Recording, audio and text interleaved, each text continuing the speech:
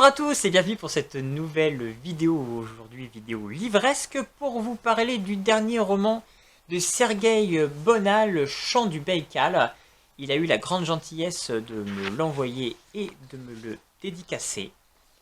J'avais déjà eu la chance de lire son précédent roman, Manipulation, donc là on est vraiment sur une atmosphère et une ambiance complètement différente de ce que je lis d'habitude.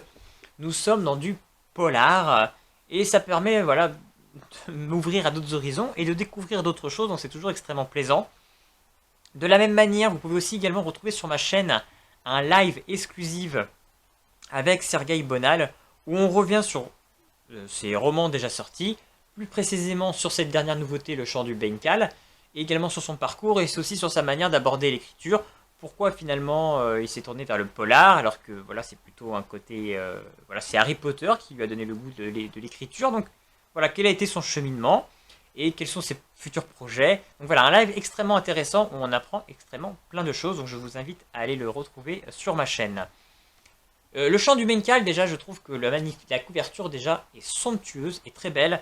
C'est chez Évidence Édition et c'est vraiment magnifique. On est déjà plongé dans une atmosphère, dans une ambiance et qui va être propre à ce bouquin qui est un roman extrêmement intimiste, qui est extrêmement, comment dire, qui va toucher Sergueï à son plus proche de son histoire.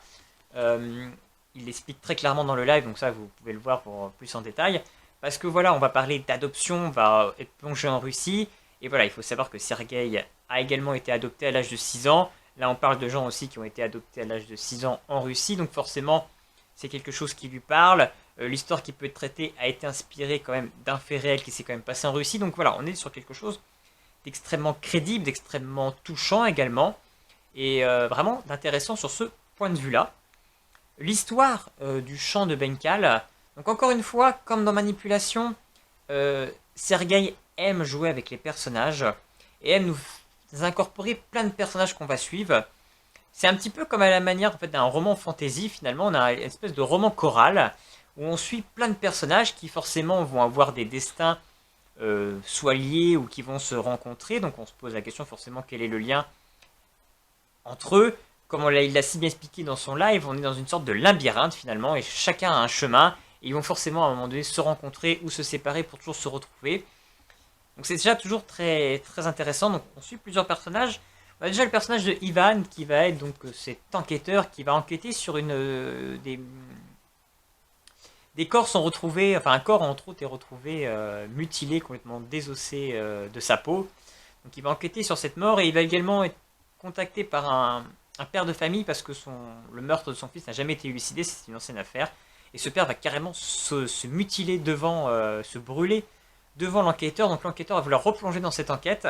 Et cette enquête finalement va le ramener sur une ancienne enquête qu'il a menée justement sur des orphelinats en Russie. Donc voilà, on a un lien par rapport à ça. Donc on va être plongé dans cette histoire, dans cette nouvelle série de meurtres. On suit également le personnage de Igor qui lui vit en France, à Aurillac. Il est un adopté donc de Russie. Et voilà, sa femme a envie de découvrir, a envie qu'il s'organise un petit voyage. Et elle a envie de découvrir le pays de son mari. Donc ils vont partir en Russie. Et lui, ça va être l'occasion finalement de remonter les traces de lui, de découvrir plus sur son passé, de pourquoi il a été adopté. Parce qu'il a une espèce de trou, il ne se rappelle pas en fait de ses 6 premières années en Russie. Donc il veut remonter un petit peu la trace. Et voilà, peut-être que des fois, il ne faut pas forcément toujours tout remonter. Et savoir forcément tous les mystères parce que la vérité est des fois difficile à accepter. Donc voilà, on va suivre également Igor dans cette trace sur son identité et sur qui il est. Et on suit également Yuri et Elena, qui est un couple. Et Elena apprend qu'elle est enceinte et on ne sait pas trop pourquoi. Elle a l'air de cacher également un mystère. Et elle va quitter le foyer, elle va disparaître. Et Yuri va forcément essayer de mener l'enquête pour essayer de retrouver sa femme. Voilà un petit peu, grosso modo, les différents personnages qu'on va suivre. Il y en a d'autres. Donc voilà, on a tout ce mystère qui se met en place. Je trouve que vraiment le début du roman est extrêmement intéressant. On a des personnages vraiment très, très bien décrits, très bien écrits, très profonds. On arrive vraiment à comprendre les enjeux de chacun. On arrive à comprendre leurs problématiques. On avance avec eux. On a aussi cet enquêteur un petit peu bourru qui va être mis en association avec un nouveau collègue, Jérémia, qui lui est plutôt scolaire. Donc voilà, on a un petit peu cet antipode entre ces deux-là. Ils vont mener cette enquête. Donc on est projeté un petit peu en Russie, on a également des flashbacks qui vont nous expliquer un petit peu comment ça se passait dans les orphelinats, donc c'est extrêmement intéressant, c'est extrêmement touchant et c'est extrêmement bien mis en scène. Donc une fois qu'on commence le roman, on a vraiment du mal à s'arrêter. Ça se lit extrêmement bien et c'est extrêmement prenant.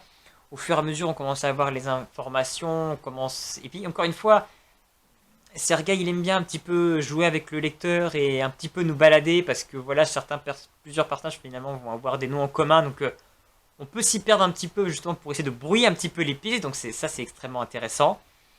Et puis c'est vrai que voilà, au-delà de l'enquête, qu'on peut avoir le côté polar du roman, c'est vrai qu'encore une fois, c'est cette dimension, cette thématique qui